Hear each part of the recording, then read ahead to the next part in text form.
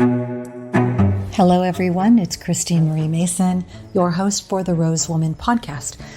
This week's episode is on the heart and art of gifting, and it's primarily a compilation episode from listener stories about 1 to 3 minutes each on memorable or meaningful gifts they've received.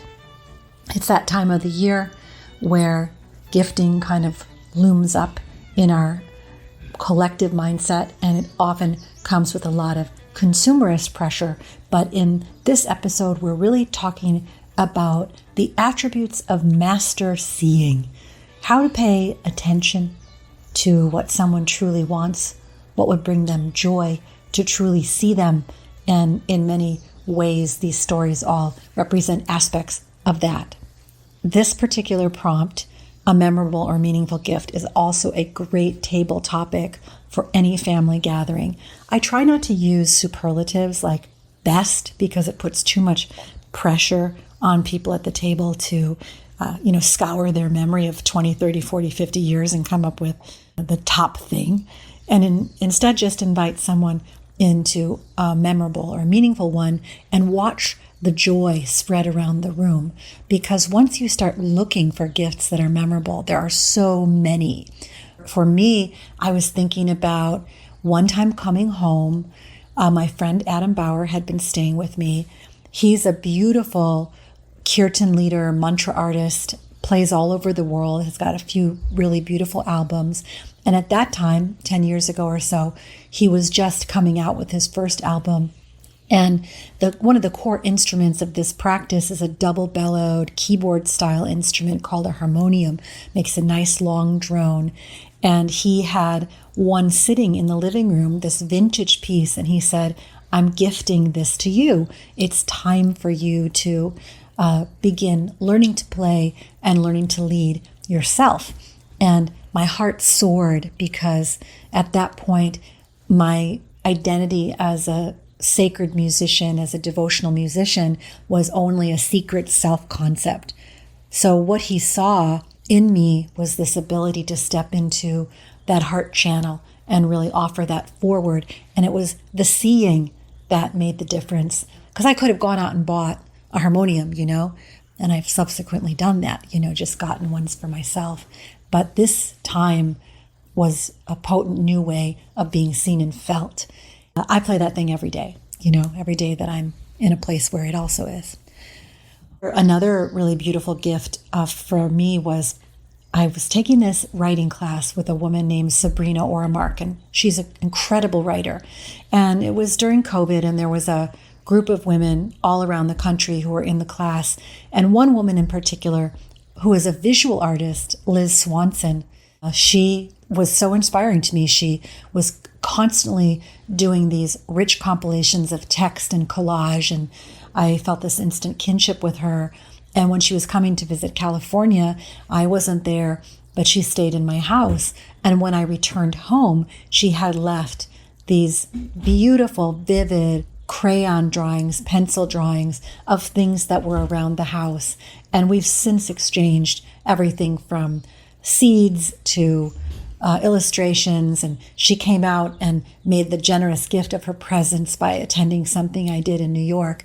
And I would say with someone like Liz, it's hard to pinpoint exactly what the most memorable gift was, because her entire presence in my life has been an unexpected gift of sharing mutual creativity and unexpected generosities at all times, not even related to holidays. So those are just a couple of examples. But when I go through and listen to my memory reel of beautiful gifts, it's such an uplifting process. It's beyond gratitude. It's like a plumbing to seeing where the blessings are, like how they're always around us. Even some of the things that I thought at the time were terrible turn out in the gift recollection filter to be truly beneficial gifts. This morning, I'm at Sundari recording this on the farm, and it's been raining like crazy. And we did our yoga practice this morning, and the theme was being like soil receiving the rain, like really doing a watery flow, cracking yourself open, softening yourself, seeing the water and the rain as a metaphor for receiving the love and the blessing that is all around you. And it's the same way with doing these practices to feel into the softness of receiving gifts from people in your life. So soften, receive, notice. Another thing that happens during this period of the year is the recollection of others' stories. And if you're in a religious tradition like Hanukkah or a pagan tradition like the solstice or the battle between the Holly King and the Ivy King, or if you're in a Christian tradition and you're telling the story of the birth of the Christ child, the innocent young parents, the relationship between angels and earth and state and citizen and all of the things that are contained in the Christmas story, you might recall those stories. Or you might be reading out loud from some of the more famous stories, a couple of which, if you haven't read them, make wonderful family read-alouds, like O. Henry's famous story, The Gift of the Magi. They're a young couple, they're married, they're so very, very deeply in love, but they're incredibly poor. He has one valuable thing, and that's a gold pocket watch from his grandfather, and she has one valuable crowning glory, her beautiful tresses, her beautiful hair. And they each decide to sacrifice their most beautiful thing to get something for the other that they would treasure. So she goes to cut off her hair to buy him a gold chain for his pocket watch, and he goes and sells his pocket watch to purchase her a tortoiseshell and gem-encrusted comb for her hair. The story, of course, is much more layered and has more intricacies to it, but it's a beautiful read aloud. Another one is Truman Capote's A Christmas Memory, where this alliance between a young and imaginative boy, Truman's younger self, and an elderly cousin who's somewhat simple and unworldly, a woman in her 60s whom he calls a friend, unfolds as they go through their rituals of counting the pennies that they've saved up and going out and buying ingredients for fruitcakes, and then going through this ritual of making the fruitcakes and sending them out to people that they have met maybe only once, including like President Roosevelt, who's president at the time of the story, and other things like fetching the tree or decorating their home with holly from the woods or flying kites together on Christmas morning. Not only is that another great read aloud, but it's another example of a prompt you can give to your family to be an inquiry about, like particularly the elders, to tell stories of a memorable Christmas from their childhood, or Hanukkah or paganism or whatever you're celebrating from their childhood, a memorable time. So without further ado, I would like to introduce you to our first storyteller, Leah Lamb. Leah is an author and runs a storytelling school with online classes and master storytelling guidance, and even does consulting to people to help them turn their own experiences into retellable and memorable tales. So Leah Lamb. I love this inquiry about a gift. And the first memory that came to mind about a gift that changed my life was given to me by a stranger. I was 3 or 4 years old, and I was walking in the village of New York City with my dad, and there was this street fair, and there was this table filled with these like beautiful copper cuttings of animals. I just fell in love with them. I absolutely loved them. And, part of my story was that, my parents had separated and my mother didn't have any money. And I had just learned very young not to ask. And so I was sitting there just like loving these little copper, images, and knowing enough about commerce that you buy things, you give the guy something and he gives you something back. And he saw me loving them and he just gave me one. Like he just gave me this beautiful copper deer. I still remember it. And I remember just being this little tiny new mind in the world, and it kind of like broke my mind open. Like I didn't know that you could do that. I didn't know that you could just give something away. And it's touched me to this day, that act of generosity. The next story that I have is about, I met this woman in about 2007. She gave me something, and she gave me a story.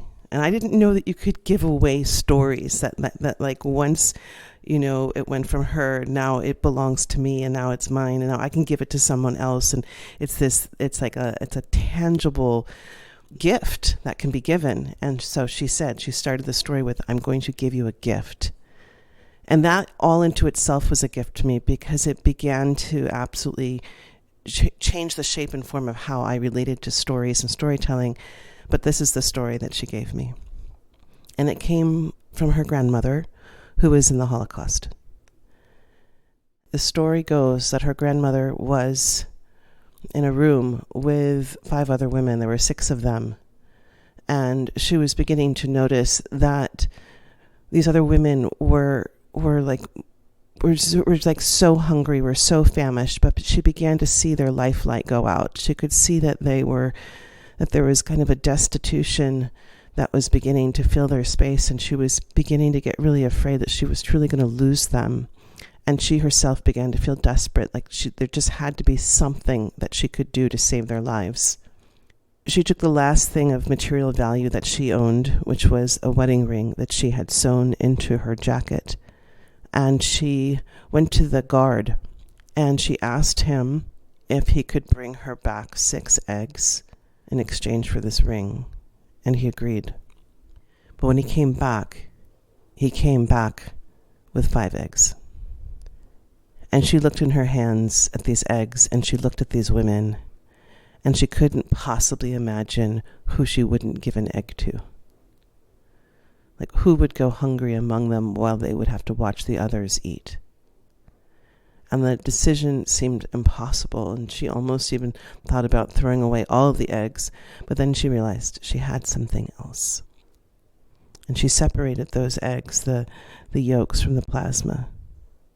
And that day, she gave those women facials. She gave them their humanity back. I love that story. It holds me in the way that it always lets me know that I have tools in my toolbox in those moments when it feels like there's an impossible decision, that there's a bigger question that can be asked to come to the greatest answer of what's really and truly being asked for. And then the last gift that I was thinking about, that really came to me when you asked this question, a gift that really matters, was the gift that you gave me to go live on Sundari farms, to work on and hopefully, we thought, finish my book, The Whale Dreamer. And when I really think about the gift that you gave me, it was the gift of time, the gift of space, the true gift of like what it is to be in a peaceful, quiet place and just be held so that you can have that kind of psychic silence to create in a place of beauty. That's what was really there. But there was actually something much larger that you gave me, which was belief, that you believed in me. And that is an extraordinary gift to receive when you're a creator that has, fear, doubt, all the things, when you've been working on a really big project for a long time. I still carry that with me, and it is one of the more valuable gifts that I've ever received in this lifetime. The gift of really believing in someone and being believed in. Our next story is from Anatoly Volok, and Anatoly brings a very different perspective on gifting and what it means to be the gift. Hello, Christine, and a warm welcome to your wonderful audience. My name is Anatoly, and I'm very grateful for your invitation to share here. I could have shared stories about very special gifts of earthly possessions that I have either gifted or was on the receiving end of. They were all very thoughtful and exquisite for their visual, practical, or sensory pleasures. But I would like to share about a gift of a non-tangible quality. Just let me state that I have always felt a great deal of distaste for the self-aggrandizing and egoic energies. And the reason I'm mentioning this is because I will be sharing something about myself, something that I usually don't do, talk about myself in a self-proclaiming manner. That's not my MO. Just wanted to offer my energetic reflection to the gifting questions because of its inviting curiosity. From a very young age, I felt that I have had certain capacities within the layers or subtle fields of energy flow. Those feelings came alive for me over the past 35 years as I have embarked on a long journey of practicing as a professional in the art of touch, of healing intentions. Today's world, this can be described by many different names: massage, somatic healing, etc. But for me it was, and still is just a world of an exquisite attunement to the multitude of our body's subtle layers in which physical pain or emotional trauma dwell. And over the past 3 decades, my practice as many different clients in the exalted state of healing flow would address to me with the expression, "You're such a gift." And for the longest time, I would receive that with just a curious smile and wonder of its meaning, since for me it was just a natural and effortless space of being myself, truly, fully. But I can now understand my complete neutrality in the face of numerous "You're a gift" title that has been bestowed upon me, for I have come across some Zen writings in the form of euphemism of my guiding light in this world of consciousness in the form of Alan Watts. The clouds are not floating across the sky with a purpose to be painted by artists, and the wild geese flying low over the lake do not intend to cast their shadows, and the water has no intention of reflecting their image. And when the mountain stream flows out a spring beside the road, and a thirsty traveler comes along and drinks deeply, the traveler is welcome, but the mountain stream is not waiting with the intention of refreshing thirsty travelers. It's just bubbling forth, and travelers are always welcome to help themselves. Think of me as a cloud in a blue sky or a bubbling mountain spring. I'm just passing along at this particular time and space, sharing this short human journey with you. And if I am or was a gift to you, my purpose on this journey is fulfilled. Thank you. This next story comes from Michael Schutzler in Seattle. Michael is CEO of a company that provides an amalgamation of different services, training, and benefits that help people elevate their station in life. And he is a competitive paddleboard racer, husband, father, and so much more. In general, for most of my life, have not enjoyed receiving gifts, and that stemmed from an upbringing of parents who expected very large, expansive show of gratitude for every gift given. And so it created a whole negative, almost toxic dynamic for me and the notion of gifts received. And so I've kind of avoided them for most of my life. And then as I aged and started a meditation practice, I began to realize that, quite frankly, literally every breath that I get to take is a gift. And that in each inhalation, I feel like I'm receiving a gift. And with each exhalation, I'm giving back. And that's become a part of my meditation practice and a part of my life. So it's kind of hard to talk about any gift in particular, but there's an experience that was a gift that I want to share. A friend of mine wanted to surprise me with a visit. This is someone that I had gotten to know over the course of several years in an online friendship, but never met in person. And I was in a paddleboarding race down in California. My daughter was going to be at the finish line to welcome me back at the end of that race, because it's a really arduous crossing in the Catalina Channel. And my friend, who lives in Florida, got on a plane and flew out and coordinated with my daughter to surprise me and be there at the finish line. And this is someone that I've gotten to know quite well over the years, but never met in person. And when I got to the finish line, I saw my daughter, and then I met my friend for the very first time in my life. I had this experience of someone completely going over the top with just an expression of friendship and celebration. And it has changed my life. It's the most incredible gift I ever received. It's a gift of time. It's a gift of expression. It's a gift of candid love and friendship that I've never received before, anything like that. And it's now made me really excited to pay that forward. And I have now found opportunities to go surprise friends with visits and picking up the phone and calling them, or going to see them when they least expect it, and give that gift forward. And it's really a beautiful transformational experience that's taken me from hating gifts and avoiding them to finding ways of giving the gift of experience and authenticity and generosity of spirit. This next bit is from Matt McCall, who is first and foremost a dad and also one of the top VCs in America, and a coach for more conscious entrepreneurs or leaders that are seeking to wake up and self-optimize. Here's what was memorable for him. The single most profound yet simple gift that has shaped my life has to be the gift of presence. It's a gift that I've both given and received. And in those moments, I've discovered the transformative power of true connection. In the embrace of someone's deep and loving presence, I've found the space to expand way beyond my wildest dreams. It's a unique kind of love, a moment of true togetherness that goes beyond the material. It transcends into the realm of the heart. This experience, this true love, has become the cornerstone of my desire to give that same presence to others. Not just on holidays, but every day. We live in a world filled with distractions. So it's become my dominant intention to provide pure, unfiltered, and undivided attention.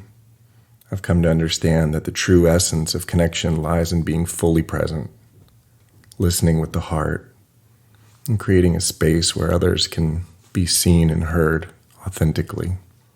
Of course, like all of us, I have days when I'm not available to give this gift fully. So on those days, I've learned the importance of extending that presence to myself. It's an act of self-love, a reminder that in order to give authentically, I must first be present with my own thoughts and feelings. In the hustle and bustle of our daily lives, it's easy to overlook the power of a moment fully lived. So, my invitation is that we embrace the gift of presence, whether in giving or receiving. Let's make the commitment to cherish those moments of togetherness. For it's in those moments that we find not only the truest form of love, but also the key to unlocking boundless potential that resides in each of us. This next story is from Hugh Cook, a budding marital and family therapist based in Santa Barbara, California. Hugh? Hey, Christine. I've had the question of what is the best gift or the most meaningful gift I've received on my mind for a while, and I felt a little unsure of how to respond until I thought of a book that my therapist had given me. The book is called King, Warrior, Lover, Magician, and it's about like some of the archetypes of men. You know, I think more than anything particular about the book, it was actually who it came from, that person being my therapist, because therapy is this like semi-professional relationship where one is paying for a service, but also where one develops like a really deep, intimate relationship that is in some ways one-sided.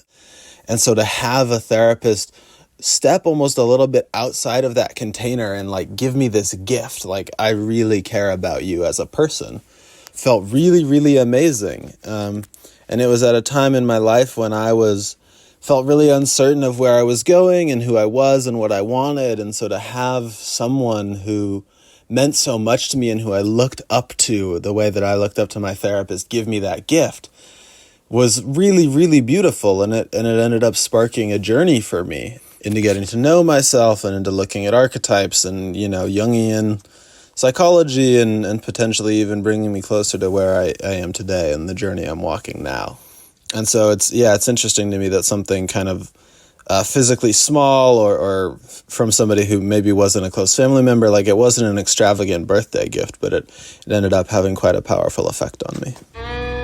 Thank you so much. There is so much more to say about gifting, about the psychology of gifting, the rituals of exchange in so many cultures, the pressure of capitalism and how that's changed the nature of the gift, so much more. But I want to leave us in this sort of magical state of mind. So if you have a story and you'd like to answer this question and share it with other listeners, if you tag me at the.rose.woman on your own post on Instagram, or send it to me in an audio file, or send a video, or if you post it up, just tag the Rose Woman podcast, tag the question, a memorable gift, and I will make a reel and share it across various platforms. Let's keep inspiring each other. If you want to really take a perspective, a non-consumerist perspective on this coming holiday, and you need inspiration to do that, I would highly recommend reading Grace Wagner's potent poem, The Gift Shop at the End of the World. Won a bunch of prizes, won in 2020. I can't read it here because it's not in the public domain, but please go and find it. I think you can find it at poets.org. So like, love, share, all the usual things. The podcast is brought to you by rosewoman.com, Rosebud Woman, the company that I started making beautiful intimate care products and now some lifestyle products, including gorgeous soaps and candles and other things like that that can accompany your natural support of well-being in your life, and also, yes, as gifts. So thank you. I'm going to close now by reading the poem On Giving by Khalil Gibran, who has, as usual, great wisdom to share. Then said a rich man, "Speak to us of giving." And he answered, "You give but little when you give of your possessions. It is when you give of yourself that you truly give. For what are your possessions but things you keep and guard for fear you may need them tomorrow? And tomorrow? What shall tomorrow bring to the overprudent dog burying bones in the trackless sand as he follows the pilgrims to the holy city? And what is fear of need? By need itself, is not dread of thirst when your well is full, the thirst that is unquenchable? There are those who give little of the much which they have, and they give it for recognition, and their hidden desire makes their gifts unwholesome. And there are those who have little and give it all. These are the believers in life and the bounty of life, and their coffer is never empty. There are those who give with joy, and that joy is their reward. And there are those who give with pain, and that pain is their baptism. And there are those who give and know not pain in giving, nor do they seek joy, nor give with mindfulness of virtue. They give, as in yonder valley the myrtle breathes its fragrance into space.